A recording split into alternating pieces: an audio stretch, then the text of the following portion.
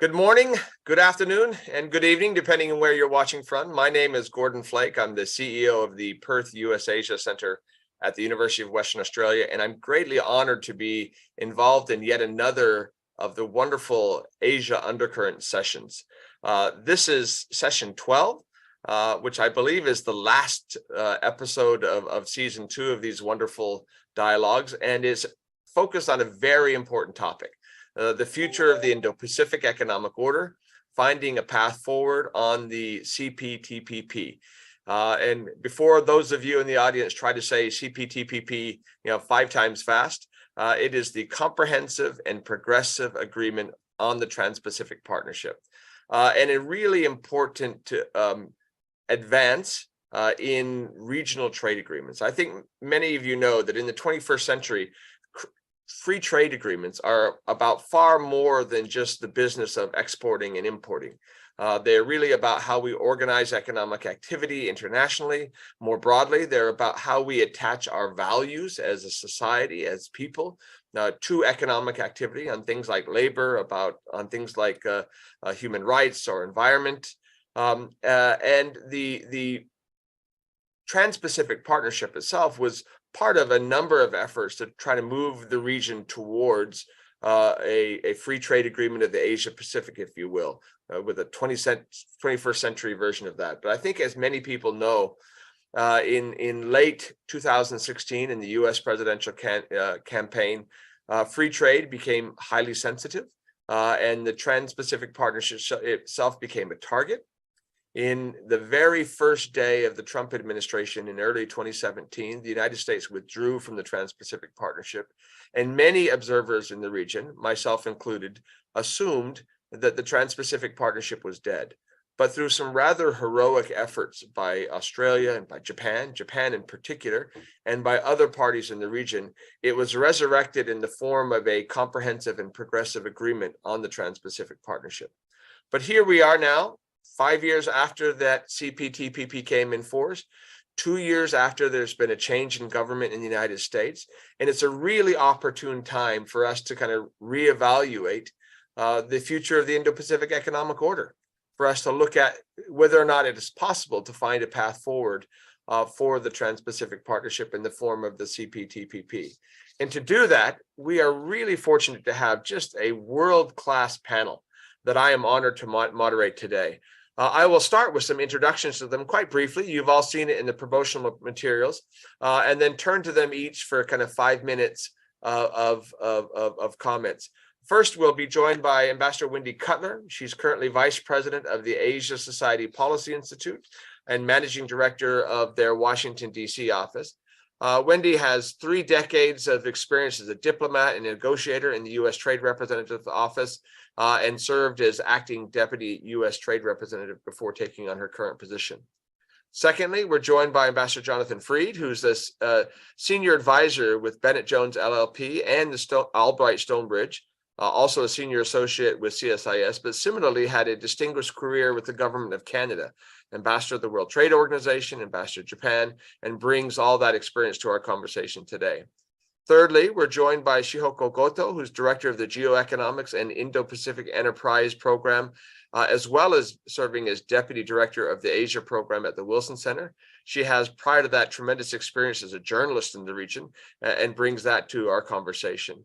And then last, but certainly not least, Ambassador Simon Tay serves as chairman of the Singapore Institute for International Affairs, Singapore's oldest think tank, as well as associate professor at the National University of Singapore.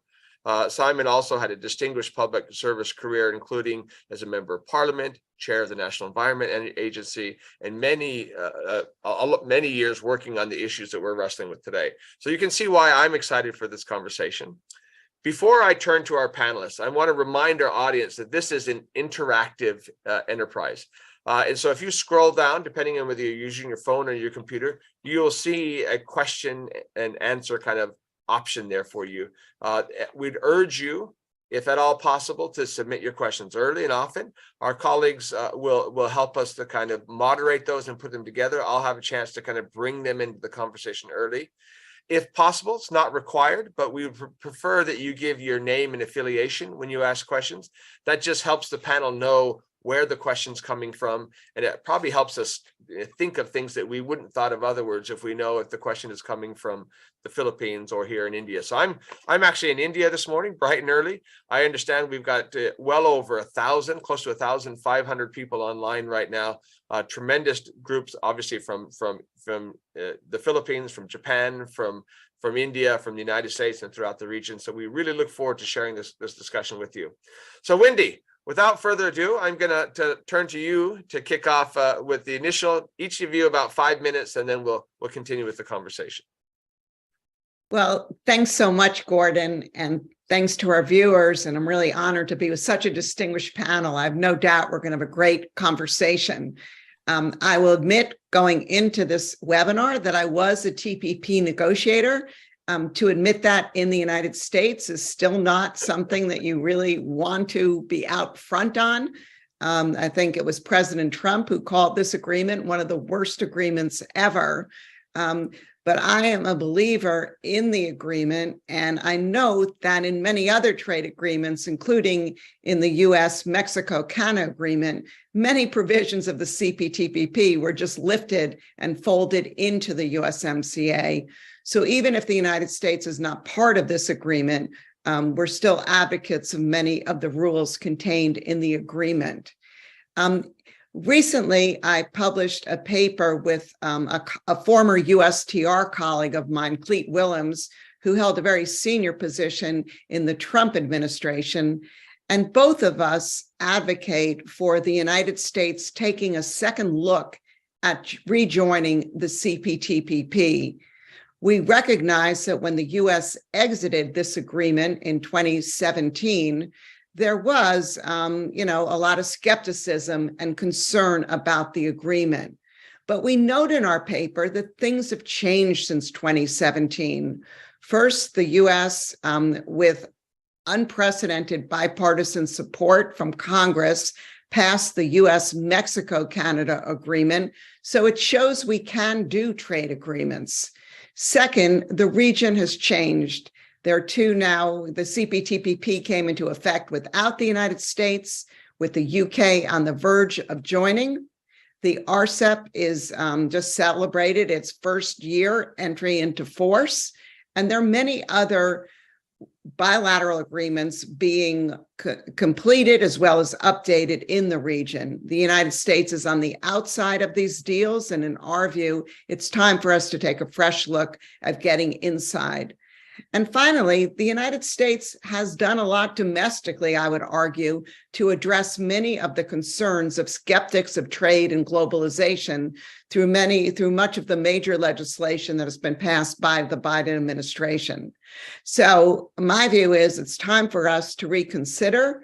And in our paper, we suggest that there are ways that the agreement can be updated, modernized, improved to address some lingering U.S. concerns. I won't go into those areas now, and I recognize some of them will be tough for some CPTP partners. But in drafting the paper, we had extensive consultations, both internationally and domestically, and I was encouraged that I think maybe things are moving towards the direction. But I'm not naive. I don't see the United States joining in the lead up to our upcoming presidential campaign, perhaps in a second Biden administration, or perhaps once we successfully complete the Indo-Pacific Economic Framework negotiations with our 13 other partners, we'll be ready for the next steps with respect to U.S. economic engagement in the Indo-Pacific. And my hope is that can include something along either the CPTPP or something along the lines of this landmark agreement. So let me stop there, Gordon. Well, thank you. That's fantastic. And for those of you viewing this, that wonderful paper that Wendy referenced, Reimagining TPP Revisions That Can Facilitate U.S. Reentry, is on the Asia Society website. It's definitely worth looking at in greater detail. I want to turn next to you, Jonathan. You're one of the 2 countries in the world that have concluded a free trade agreement with the United States since in the last 6 years.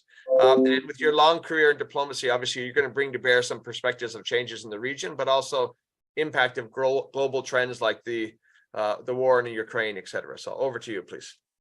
Well, Gordon, thanks very much. And like Wendy, I'm very honored to be among eminent and wise colleagues. So I look forward to listening and learning as much as to talking. At your encouragement, indeed, let me take just half a step back and put our CPTPP conversation into a slightly broader context. You started by noting we're putting this in the Indo-Pacific. And of course, India is not at the table. A number of other countries aren't directly implicated in these discussions. And if you look at the Indo-Pacific more broadly, it's quite a heterogeneous region. You have LDCs, middle-income countries, and the second, third, and 10th largest economies in the world, all encompassed in the same region. And looking at various countries in the region, it's clear, of course, given all the concerns today about tensions, not only with the war in Ukraine, but East-West as well, that all countries, most all countries, acknowledge that peace is a precondition to development and growth. And there are these tensions, which are quite palpable. And tonight, we're not going to talk about this defense and security dynamic, but I think it is an important backdrop to what may unfold and what the prospects are in the near future. Second, I'd like to emphasize that, again, not to overgeneralize, but many countries in the region have domestic tensions as well, haves and have-nots, urban versus rural, favored communities versus those feeling excluded. And these domestic tensions can be very disruptive to economic prospects. So domestic governance remains an ongoing challenge because for trade to work, the domestic economy has to be reasonably well educated, well regulated. Business needs to have some certainty and predictability. Investors need to have some confidence in the medium term. And of course, as we know, infrastructure, whether connectivity or hard infrastructure or human capital investment, lags behind. And that becomes an important imperative accompanying a trade agenda. And what that means is, although some countries, particularly middle income and above, are quite ready to embrace more open trade as an enhancer for economic prospects, other countries actually would put higher priority on the need for financing, for official development assistance, for investment in that infrastructure, which in effect are preconditions. Let me then take the second dimension of the near term, which is the combination of the impact of the war in Ukraine and having lived through now almost 3 years of COVID. That has triggered quite a slowdown in the inward investment I was talking about, decreased growth prospects, and unsustainable debt numbers that are growing for some of the less developed countries in the region. What does that mean? It means some of those structural reforms domestically that should be taking place are also slowed. So those political and social tensions domestically remain. So as a result, and Wendy alluded to this, when you combine the impact of the East-West tensions, the war in Ukraine, with some of these challenges of domestic governance, we are seeing ever more the advent of coalitions or clubs of like-minded countries, whether on specific sectors like high technology at one extreme, or raw materials, critical commodities, at the other extreme, and in between, efforts among like-minded to address or move forward the agenda on standards, such as in the digital space, the Digital Economy Partnership Agreement, and Simon may have something to say on that. And that's all being overlaid on what's already a bit of a noodle bowl of various bilateral and sub-regional FTAs. So we're seeing the advent of what you might call mini-lateralism. And the risk there, when you combine the advent of economic security restrictions growing, sometimes as an excuse for protectionism, is the risk of a fragmentation of the trade and economic environment. And on the investment and sustainable development side, I think it's also fair to say that the IMF, the World Bank, the regional banks, the ADB and the AIIB are lagging in providing responsible, sustainable support for the economies of the region.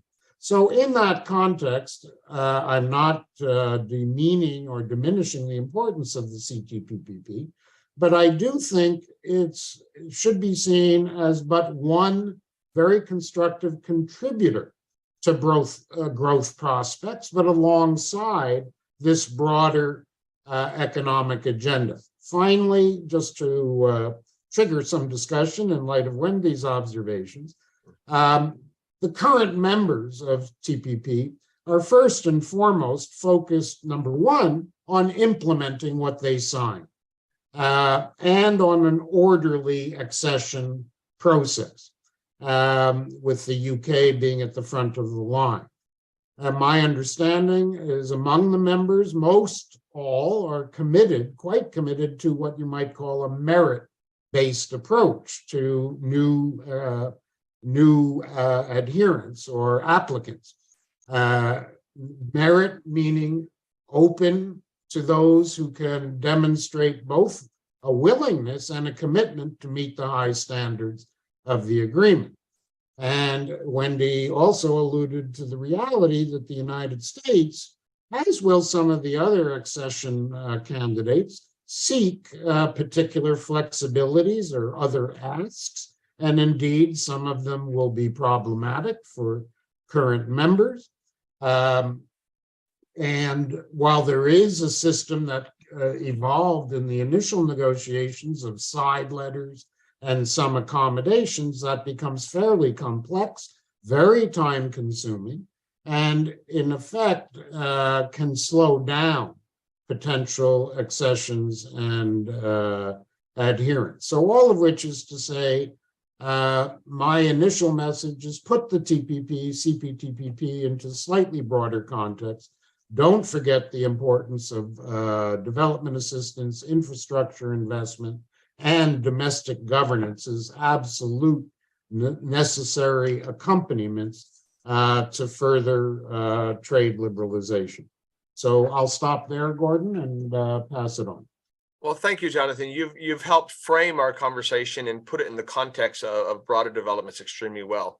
Shihoko, if we can turn to you next, you bring obviously to bear your experience as a journalist, but looking at it both from Washington, D.C. and Tokyo, a better understanding than probably most of this remarkable role that Japan has played in resurrecting the TPP in the form of the CPTPP. But obviously, since that initial time, there's been a change in leader. We very much welcome your views on the broader conversation we're having today. Well, first of all, thank you, Gordon. It's really exciting to be here for a very timely discussion. And I really do want to thank the Nikkei for putting the spotlight on CPTPP. CPTPP, of course, is at the forefront. It's not just as an ambitious multilateral trade framework, but it is also the foundation of developing the future of an economic order in the Indo-Pacific, which is going through a great deal of change, to say the least. In focusing on Japan today, I actually want to raise 3 points. And the first one, which has already been mentioned by you, Gordon, as well as others, is that CPTPP's success to date would have not been possible without Japan's commitment to a multilateral approach to the regional economic order. Today, it's easy to take for granted that TPP would survive and even thrive without the United States. And in 2017, though, that was actually not so apparent. And there was even anxiety within Japan as it became the biggest economic power amongst the remaining 11 to actually lead without the United States. And there was concern in Tokyo about a potential pushback by the United States should Japan take this lead. And there was also great concern too that other countries would also pull out. So that has not turned out to be the case. And in fact, CPTPP is now flourishing. It has the anxiety of dealing with the accession of potential new member countries. And that success has actually become a game changer for Japan from being perceived as a rule breaker in trade to a rule maker of global trade rules and standards.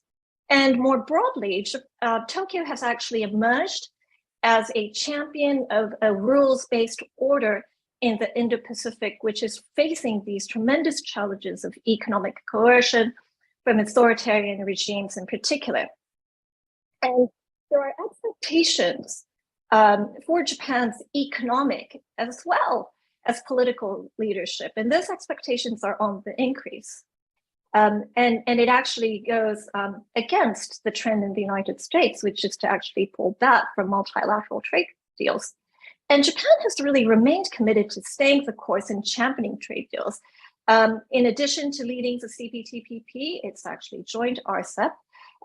It was also the first country to have a trade agreement with a post-Brexit Britain. It also encouraged the UK to join the CPTPP.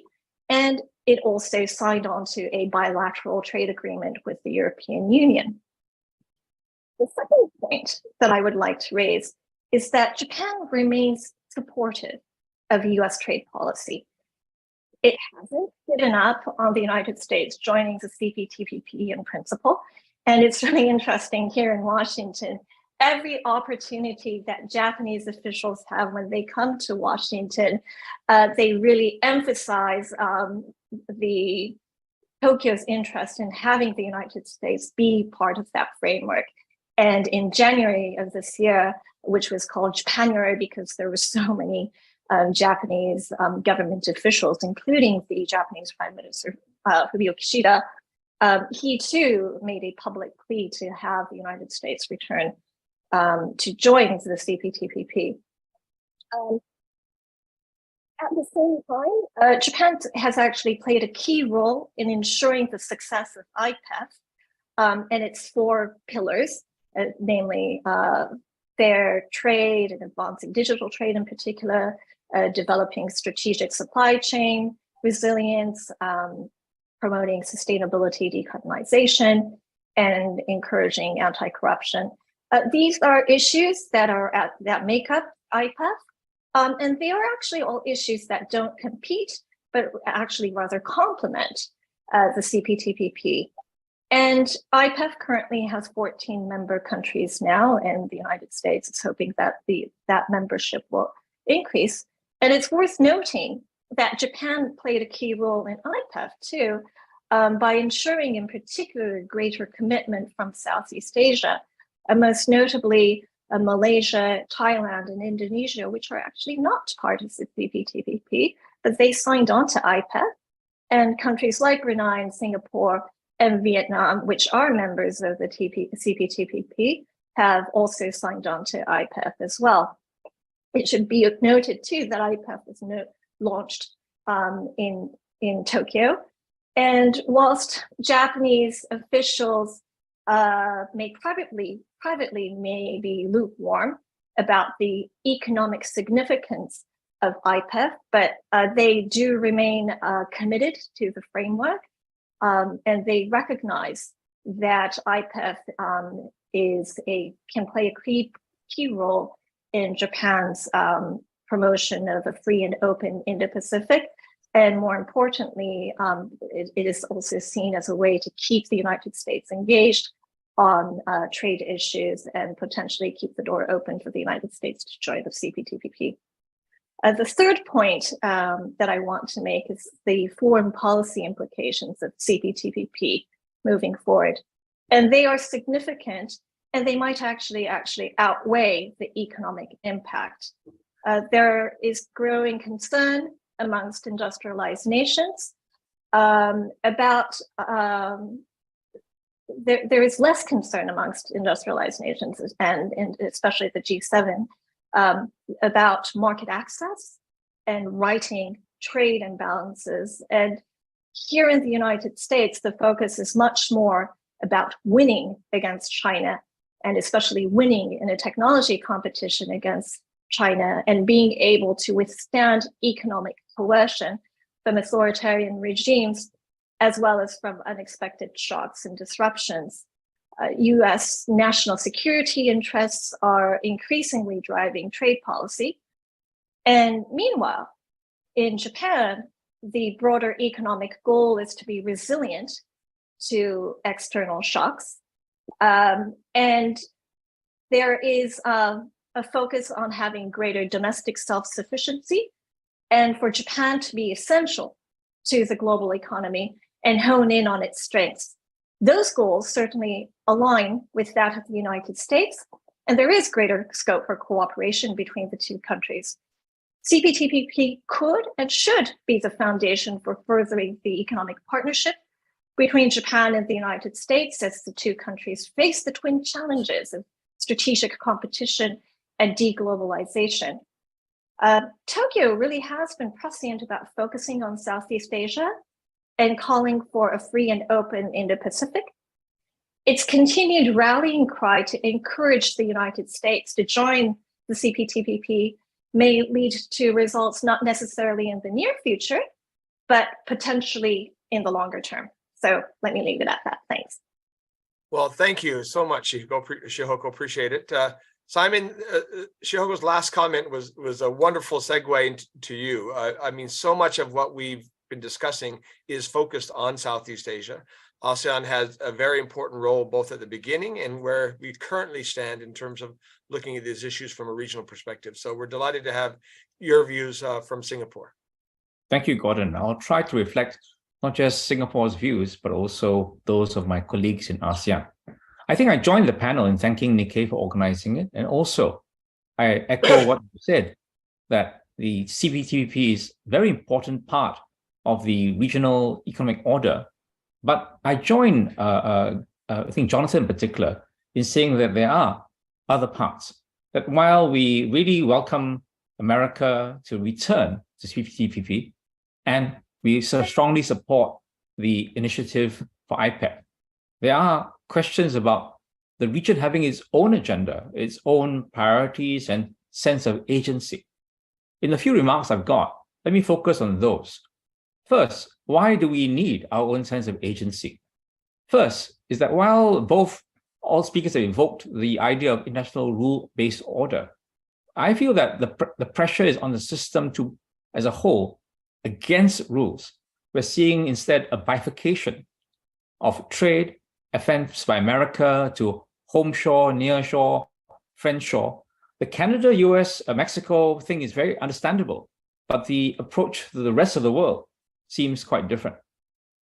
This is especially when we look at the case most recently of chips, a very high value and important commodity across the region, not just in China or America or Taiwan, but affecting other countries too. On the flip side, I'm not certainly here to say that China isn't mangling some of the rules.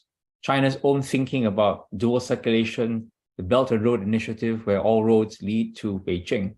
I think this also is a Chinese form of creating its own system, its own ecosystem. And I think this is a threat to the small countries of ASEAN, the middle-sized countries that really are seeking to find a place of growth post-pandemic. Let me turn to my second point, therefore. And this is that our response to a potentially bifurcated world is to be inclusive. You've used the term Indo-Pacific in your discussion. Both Japan and America does.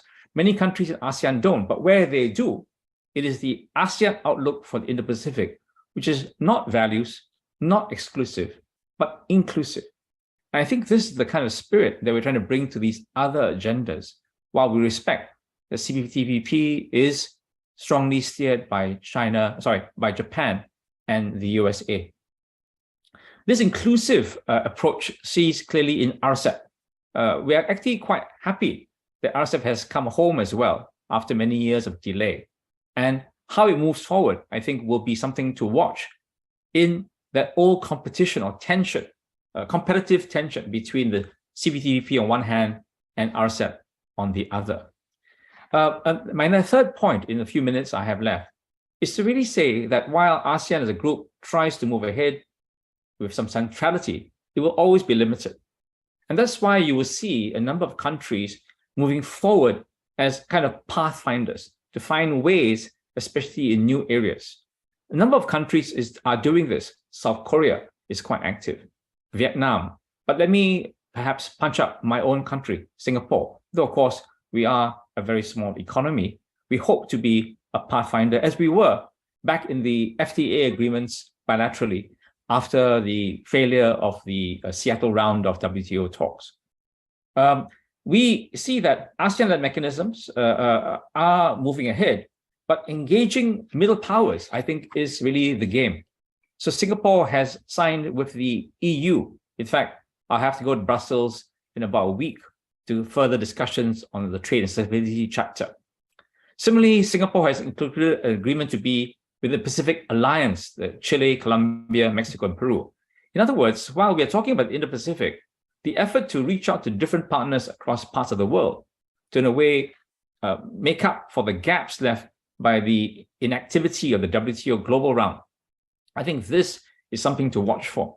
The Indo-Pacific has a leading place in everyone's mind, or the Asia-Pacific does have a leading place, but it is not the only intra-regional relationship. Similarly, I think that bilaterally, Singapore has been very active in a number of areas, but I'll punch up especially the digital agreements and the green economy agreements. These are relatively new undertakings and quite general, but they try in their own way to get at those deeper issues that a number of you have talked to. The CPTPP, for example, also tries to deal with labor issues, environment issues in a relatively new age way, progressive way. And similarly, bilaterally, we believe that focusing on the digital economy as well as the green economy can then be anchored back down into actually binding FTAs and move the rules-based system forward. But while we have signed with so many countries, in Europe with France, with the US for Partnership for Growth and Innovation, in our region with Australia, South Korea, and further afield with UK, we haven't actually concluded anything with Japan. So in this sense, while Goto-san gave a very good review of Japanese leadership on the CPTPP and its participation in RCEP, its strength in IPEF, I think part of the hope is that Japan will also take time to take up some of these pathfinding initiatives with other partners in Asia on a bilateral or unilateral basis. There are many things to be done in our region. I think that the post-pandemic attitude of growth is still very needful. I've just been in Malaysia, I've just been in Thailand, and you can see that the economy is still recovering. There is political change and a degree of uncertainty. We also are, in a way, a bit backward from where Europe was. We have seen just recently at the end of last year, the two largest Asian economies reopen, Japan and more recently, China. I think that there's a lot to play for in our region. The question is, how do we do this in tandem with different partners, but also amongst ourselves in a period of tension and potential conflict? Let me stop there. Well, thank you. I really appreciate your framing of the roles of individuals and countries as pathfinders. I mean, in some respects, that's exactly what Japan did together with Australia and others when the TPP seemed to be doomed in the form of the CPTPP. If I might just for a second put on my kind of Aussie hat here in this regard, I think Shihoko, you're exactly correct. The politics of the era meant that most people don't really appreciate what a tremendous accomplishment the CPTPP is. I think few in the trade community thought that with the US not in there, without the strength of the US market, that Japan would do, as you so well described, kind of rise to the leadership as the largest economy remaining. And interestingly, though, both in Canberra and in Tokyo, there was this hesitance to celebrate the CPTPP for want of kind of drawing the eye of Sauron and getting unwelcome attention. So it's kind of this very quiet, yay, TPP, but not celebrate too loudly or too much. And I think there's an awful lot to be celebrated in that regard. Look, let me remind those who are watching on the audience that if you scroll down, there's a separate app to put in your questions. I've got now the latitude to kind of continue this conversation a little bit, but we would welcome the opportunity to hear from those of you who are watching throughout the region. I want to go back because all of you have kind of touched on this, the broader environment and the broader climate, and made it quite clear that the CPTPP doesn't exist in a vacuum. You've got RCEP, which itself is quite remarkable, that every country on the screen in terms of Japan or Singapore or Canada or Australia are part of that, but not the United States. You've got this Indo-Pacific economic framework where everyone on the screen is involved in it one way or the other. I'm wondering if we might start with the Indo-Pacific economic framework to give a sense for it is seen as filling a hole in the gap of U.S. leadership because the U.S. is not in this TPP. And again, I think most of our panelists made it clear that one of the original intents of the CPTPP was to keep the door held open. Wendy, you've done a wonderful job of kind of describing how the U.S. might take some tentative steps towards re-entering that door. But in the interim, we've got this Indo-Pacific economic framework. I'd like to kind of get your candid assessments of that process and progress and how that relates with the CPTPP. We might go in the same order and just start with you again first, Wendy, if we could. So when I think of the IPEF, I think it's an important step forward for the United States at this time to be economically engaged in the region. And frankly, I think the United States exceeded all expectations by attracting so many participants to this initiative. And I would argue that for most of them, by joining this initiative, they were endorsing stepped up U.S. economic engagement in the region. Now, we can argue whether at the end of the day, all these countries will actually sign and join the agreement, or were they just kind of signing up, kind of curious, felt pressured, et cetera. We don't know that now, but my experience in trade negotiations, having worked in them for many years, is that once countries start negotiating, it's kind of hard then to pull back. They get very invested in the process. Now, is IPEF everything that people want in the region? No. And the absence of market access is a glaring hole. I mean, I think of, the TPP negotiations specifically with Vietnam. Like, why did Vietnam agree to such high standard labor and IPR and other rules? It wasn't because they were doing the United States a favor. It was because they were very interested in securing increased access to the U.S. apparel and footwear market. And market access played a huge role in kind of bringing them along. And it allowed for a trade-off. In this negotiation, the administration took market access off the table immediately. From my perspective, I think that was a mistake. I think they could have just said, you know what, this isn't a traditional trade agreement. Market access isn't going to be our focus, but they could have left the door open, but they chose not to. And as a result, that's kind of put the onus on the Biden team to show and to demonstrate that IPEF does offer benefits to participants in this deal. And that's what they're working hard on now. So whether it's through capacity building, infrastructure funds, attracting more foreign direct investment to these countries, or promoting public-private partnerships, the Biden team is hard at work demonstrating the benefits of this agreement. And, we'll see over time whether that works. I would just conclude and say, in my mind, too, as an experienced trade negotiator, once you do something like IPEF, you don't end there. Like, in some ways, I think, again, a successful completion to IPEF then opens the door to new possibilities. And as a result, countries aren't as scared or as nervous or as questioning about working with the United States and others on some of these key issues. Some of them are not part of trade agreements. And so, again, I think that IPEF could be a step to something more. And I couldn't agree with all the other speakers that, when we look at the region, it's not just CPTPP or IPEF. You have to look at all of these initiatives. They're all kind of playing out in parallel. They all offer different things to participants in the region. But I would just conclude and say, in my mind, when I think of IPEF and I look at the other 13 countries that joined, as an American, I'm pleasantly surprised and I welcome their participation, because I think that is an endorsement of countries wanting the United States back in the region economically with a solid and robust economic agenda. Thank you. Jonathan.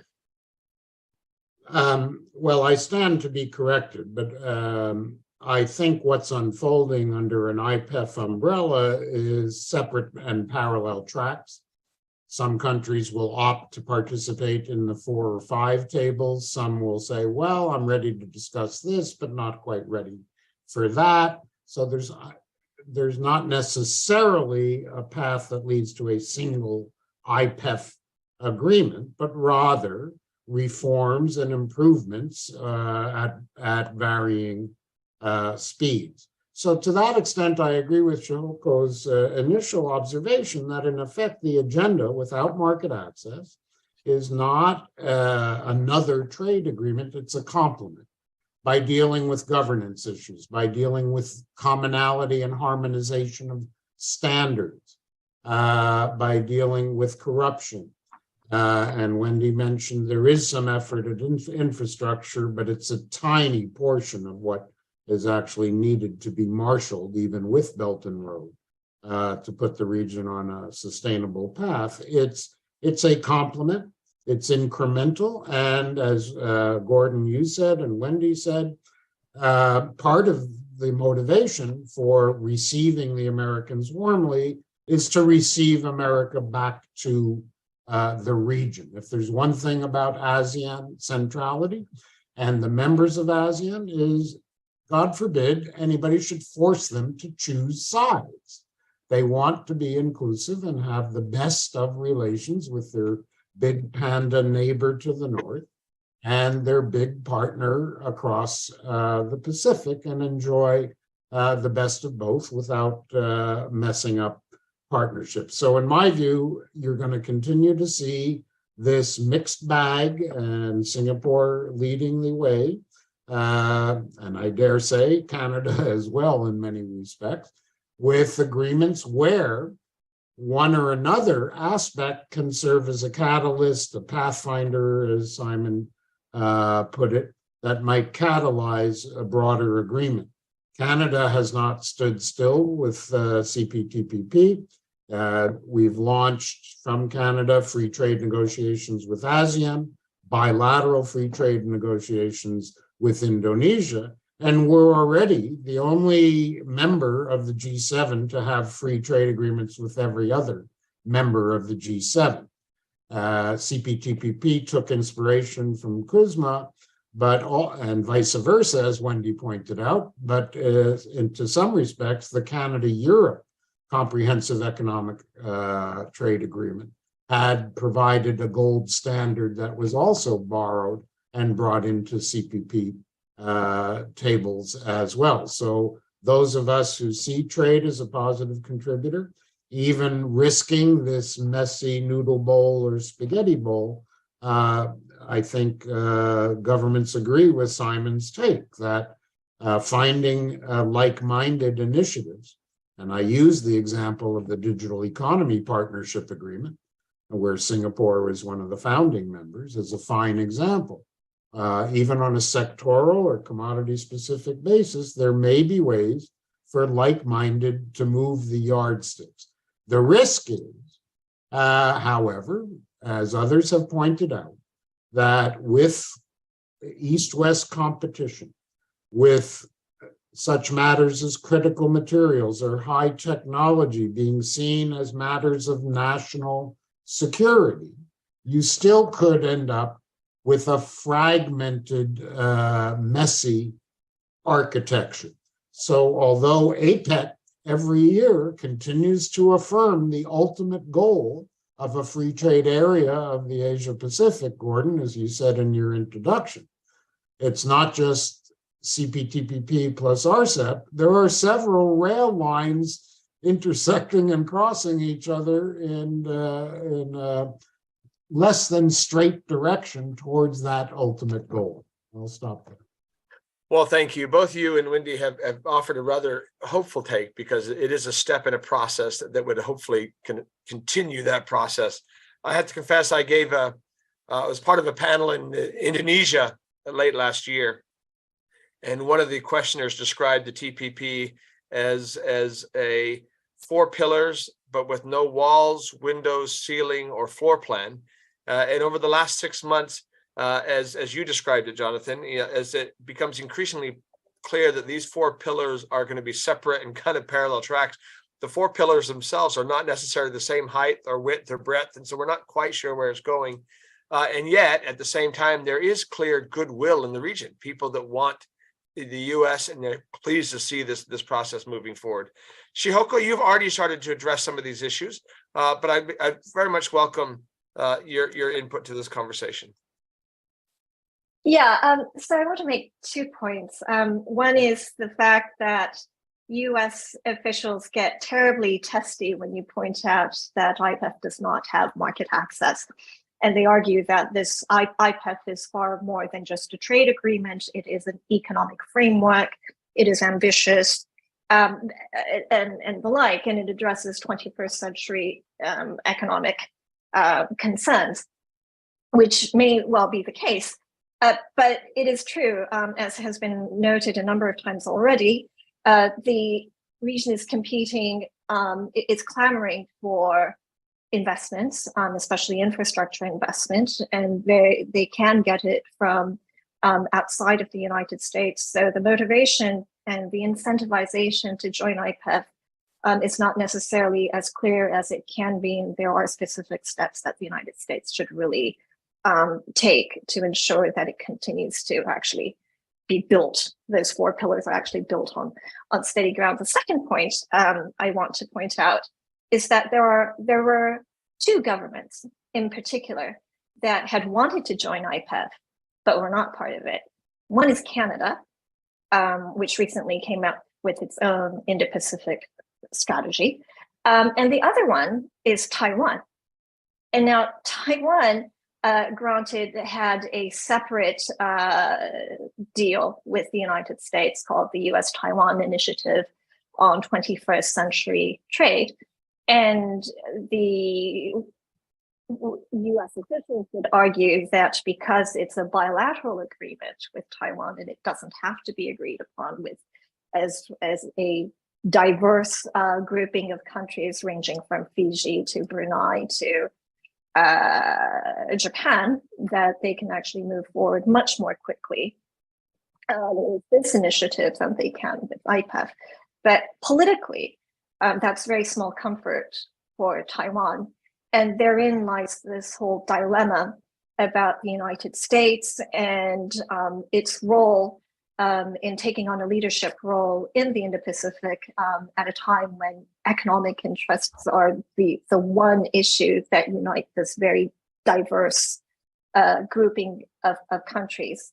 There still is a great deal of disappointment in Taiwan as the United States continues to push, rhetorical support for Taiwan, military support for Taiwan, but that is not necessarily matched by economic or trade-related support from the United States or other countries. And there is an opportunity there. But before I turn it back to you, Gordon, I do want to point out that had Taiwan been the 15th member of IPEF, that would have really not been able to move. IPEF would have not actually been able to take the shape that it did, because certainly a lot of the Southeast Asian countries would have backed out of being in an agreement with Taiwan, fearing the wrath of Beijing. And so this is going to be an ongoing issue as we talk about economic architecture in the region and trying to unite countries.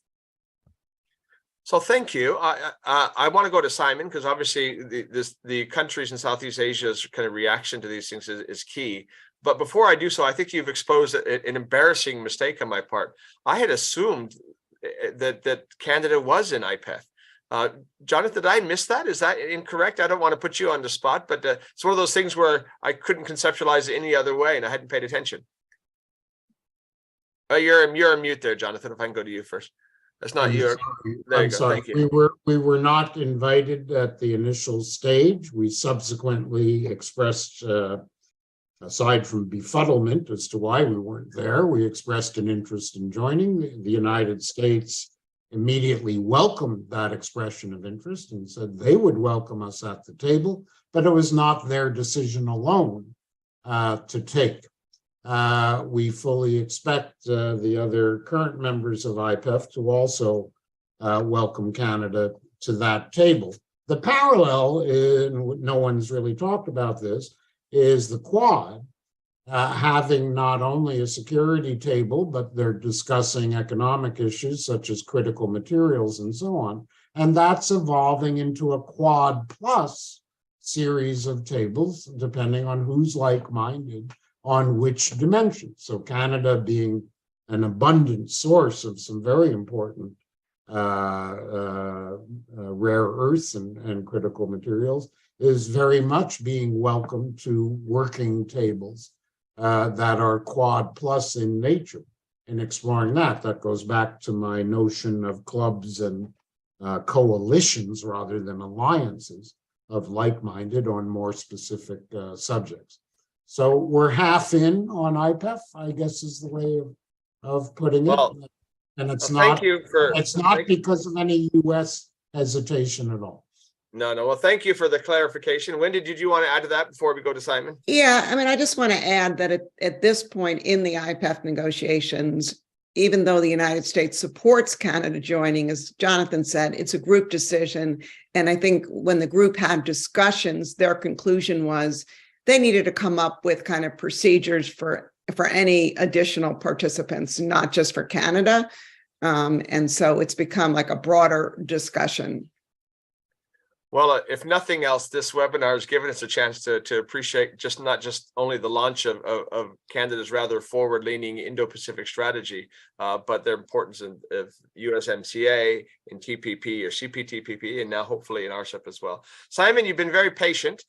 Much of the conversation right now has centered on ASEAN's response and potential response to different framings of this. I'd welcome your kind of views of IPEF and ASEAN. Well, thank you. I first want to say that maybe Singapore, my country, is a bit different.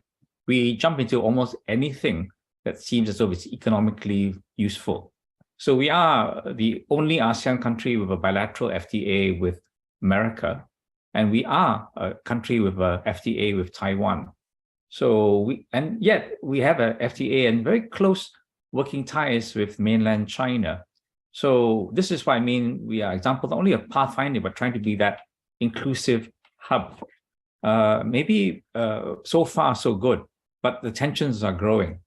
I would say that for the rest of ASEAN, the CPTPP has been a fraught question.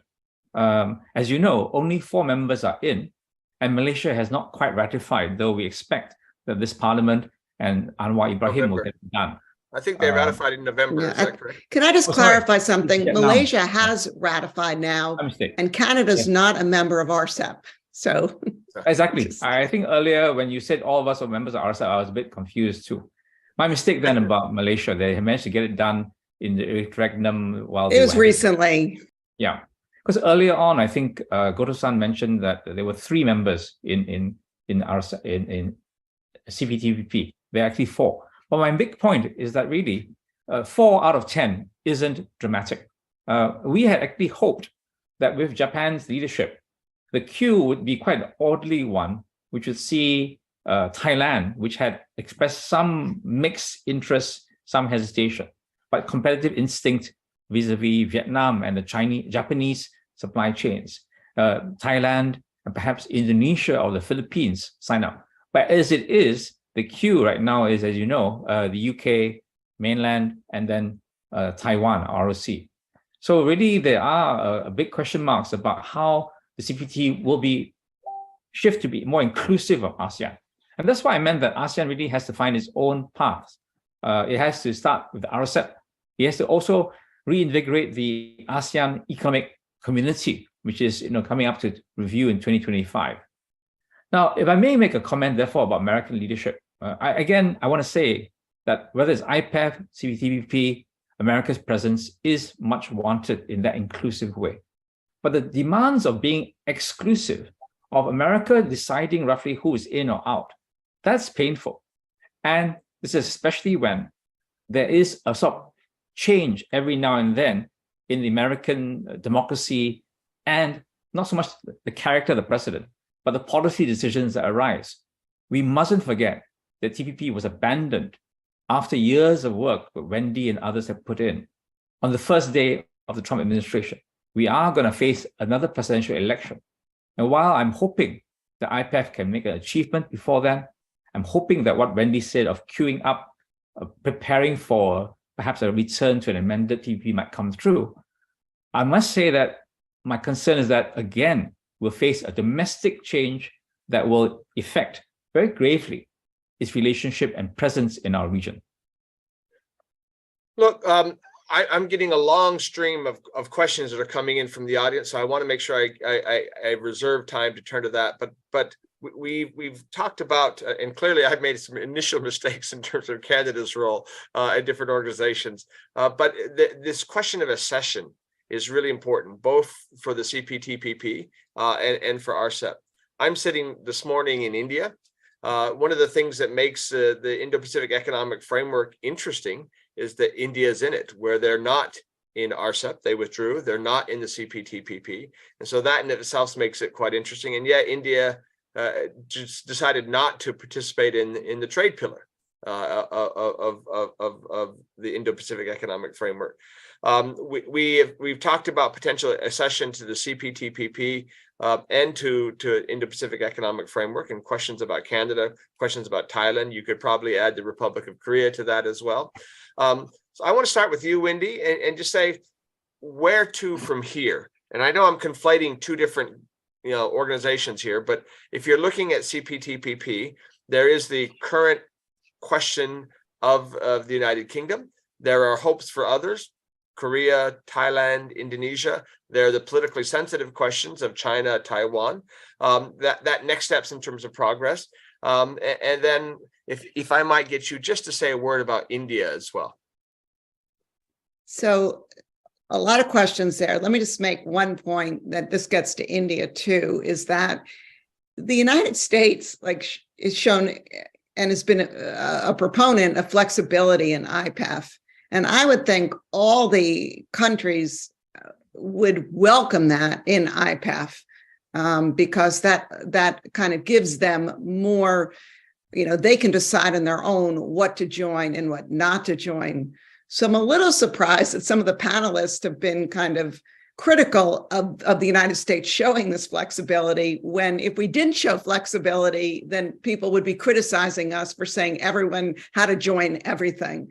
So I think by showing flexibility, that shows that the United States has listened to countries in the region and recognized that they're not all ready to do and prepared to do all four pillars, with India as example. It's not ready and does not want to join the trade pillar. So should that prevent it from working with us on supply chains or decarbonization or anti-corruption?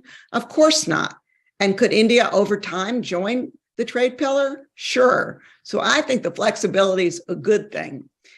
Just from another technical point of view, I would add that while we're focused on Asia, there are three other formal applicants that have expressed interest in joining the CPTPP in the other part of the world, and those include Costa Rica, Uruguay, and Ecuador. So they're also in the queue for accession to the CPTPP.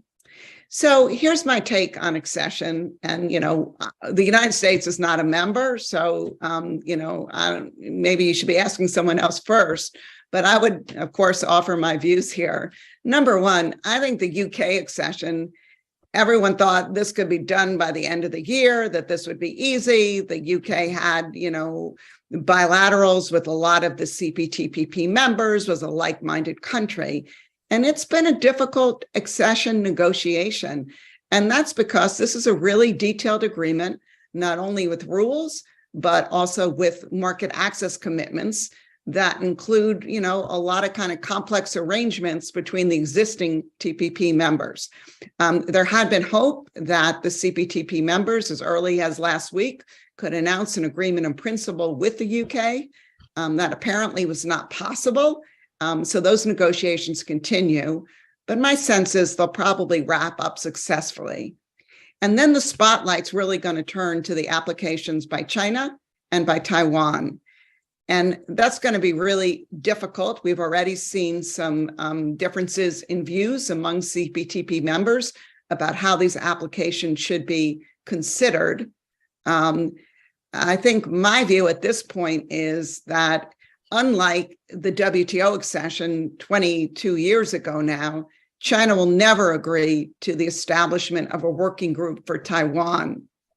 And as a result, certain CPTPP members who kind of want to support China joining may find themselves in a difficult position because the agreement explicitly mentions that customs territories can accede to the agreement.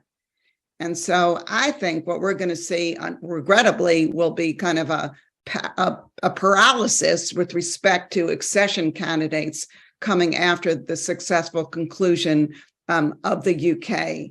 I could be wrong, but that's kind of my take right now. And in my view, I'll just conclude, and I've been public on this, I don't think China's game is like they're looking towards the end of this negotiation and successfully getting into the CPTPP. I think it's all about starting the process, getting their nose under the tent, and almost becoming a de facto member of CPTPP so they can influence the CPTPP going forward. So, for example, if the CPTPP members decide that they need to modernize the agreement in the areas of digital or green, and they're in accession negotiations with China, China's views are going to be taken very seriously there. And so I think for China, again, less about the end game, more about the upfront kind of involvement. Thank you. Simon, let me go to you because obviously, along with Australia, Singapore was there at the very first iteration of the TPP. You described it as a country that kind of likes to jump in and join any organization. I think Australia probably shares that characteristic with you. But as is quite clear, there's some sensitive issues here. We have a question from the audience. A civil servant from India is asking how members of the CPTPP can balance their economic security, especially in the light of several controversial nations wanting to join. And so looking at that from a Southeast Asian perspective, you've already talked about your own questions in terms of accession. How do you balance economic security with what Wendy has just said in the process of next steps for the CPTPP? Well, I think if the questioner is really signaling about China's economic weight and potential coercion, I think this is something that really we have to deal with quite apart from the CPTPP. I mean, China is not in the first place inside, so I'm not sure that if the questioner is jumping ahead of the realities on the ground. So I think as it is, the CPTPP is worth pursuing, worth really championing. It is a high standard agreement. We have put a lot of years into it. The question of China economic domination, or coercion, which was said earlier, I think really has to be passed much more carefully. There are a number of Belt and Road and other signs where China is bullying. For example, when it preyed on, it's prevented Australian lobsters and wine to their detriment, I would say, for entering their market. So the rest of us had Australian wine cheaper. But there are ways in which countries in our region, not just Singapore, but many countries, are finding that sense of agency working with China. I know this may not be politically correct in the discussion panel with America and Japan, but I think many of us are still finding there is a partnership in China that is worth pursuing with eyes open, not with, in love with China for China's sake, but on a very rational basis. Things can be done to help the rebound of our economies. And maybe if I just allowed maybe 1 minute for my closing and leave the rest to say theirs, I think that's key. We really are in a position where post-pandemic, we are looking for investment, trade, sense of resilience and security from different sources. And so we can't expect that a bifurcated world with fewer choices, that's better for any of us. That is why, rather than indecision, this is the decision of most everyone in Asia. We welcome America. We want to do IPEF if possible. We, of course, would love market access. I'm glad to hear Wendy point out this gaping hole, I think was her words. But we are interested in America returning to the region in some form. This TPP would make some sense. But we will not, I think, be waiting only for America. We must get on with our own prospects for growth. Thank you. That's a great segue to a question we got from the Philippines. And Jonathan, I might steer this towards you. They asked, what is the CPTPP's potential economic and social contribution to developing countries, such as the Philippines, Brunei, Pakistan, Bangladesh, Nepal, Sri Lanka? You started out your remarks kind of framing this in a broader context of development. I was wondering if you might specifically answer that question. Sure. Let me, however, preface with a quick remark about economic security, just to clarify what I was also trying to say earlier. Look, trade and investment between the United States and China and the Western China have actually gone up despite the tensions, but in, shall we say, garden variety, run-of-the-mill trade in items or commodities or technology that doesn't pose what is considered to be potentially a national security threat. So what is happening is, even within a free trade context, the national security exception, in effect, self-interpreted in the US view, is being broadened. Whether you view it as protectionist or legitimate, there are certain segments of an overall economic relationship that are being carved out, and thus we have some fragmentation. Add on the other side the notion of the return of industrial policy, the massive subsidization that we're now witnessing in the name of competition, in the name of competing not just by throwing sticks at your competitor, but by offering your own producers carrots to better compete. And that too creates distortions where there doesn't appear to be willingness, either regionally or multilaterally, to develop any rules of the game that would constitute a ceasefire or some ratcheting down of this growing subsidies competition. So let me turn to the development side. The CPTPP and the negotiators of the original agreement, in common to some extent with the WTO rules, does have allowance and some specific provisions for specific countries to grow into the high level of standards and obligations. And if, as a result of those discussions, one or another country says, look, we're not ready, we need time to adjust, they, in many examples, have been given the opportunity and that time to do that. What I tried to say earlier is growing into a trade framework, if accompanied by the kind of advice, assistance that the more developed countries are actually offering. Here's how to run a modern customs service.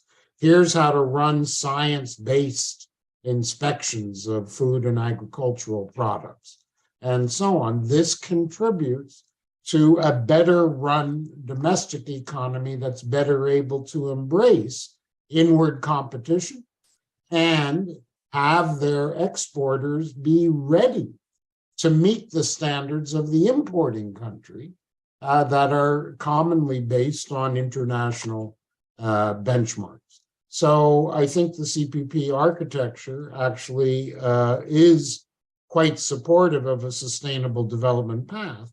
It doesn't quite go as far as many EU agreements with developing countries that integrate into the agreement firm commitments on official development assistance directed at helping countries have the capacity to do that. We've done that in a WTO context with the Trade Facilitation Agreement, but not quite in the CPTPP context.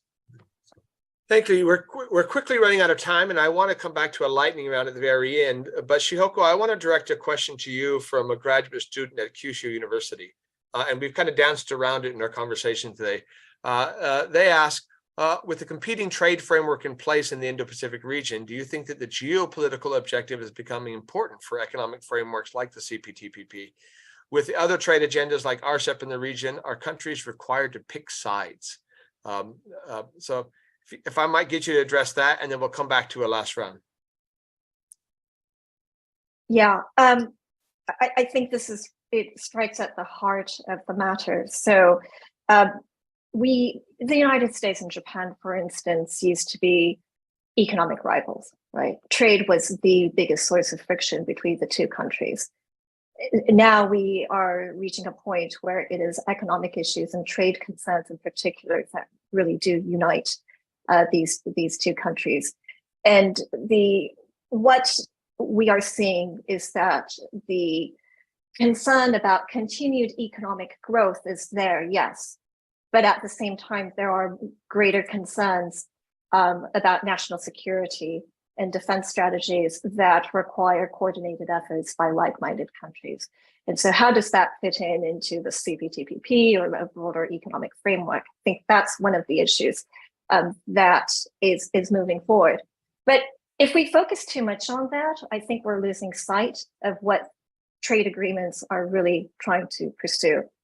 The three other panelists are much more, they are professional negotiators, but what I can say is trade agreements should enhance efficiency. It should facilitate trade. These are goals that really do need to continue to be pursued. We haven't really talked about cost effectiveness. One of the challenges that we're going to see as the United States continues to be withdrawn from trade agreements, as we start to see countries taking on more protectionist measures, as we see countries taking on greater industrial policy and becoming inwardly focused, it actually raises prices. And so when we talk about economic security, the traditional way of defining economic security is about continued growth, right? It's not about the national security implication. It really is about, can a country actually continue to grow and expand further? I hope that we can actually get back to first principles on this as we try to move forward on CPTPP and RCEP. I think one of the beauties of CPTPP is that it has brought together so many disparate countries. It has brought together communist Vietnam with the Sultanate of Brunei, with a country like Japan. And now Korea and Japan have a very testy relation, but this provides a platform for the two countries to work together in the future. This is an opportunity to work together towards that common goal. And I hope that this framework will actually continue to. Well, thank you. There's a long list of questions we're not going to be able to get to. A student from Malaysia wanted to know about the interplay between the BRA and the CPTPP. We've talked a little bit about that. Questions about the upcoming G7 summit and what it might do. But I want to just take very briefly 2 or 3 sentences, if I might, a final last round from our panelists, and ask the question about what are you looking for the rest of this year? All right, so we're already in March of 2023.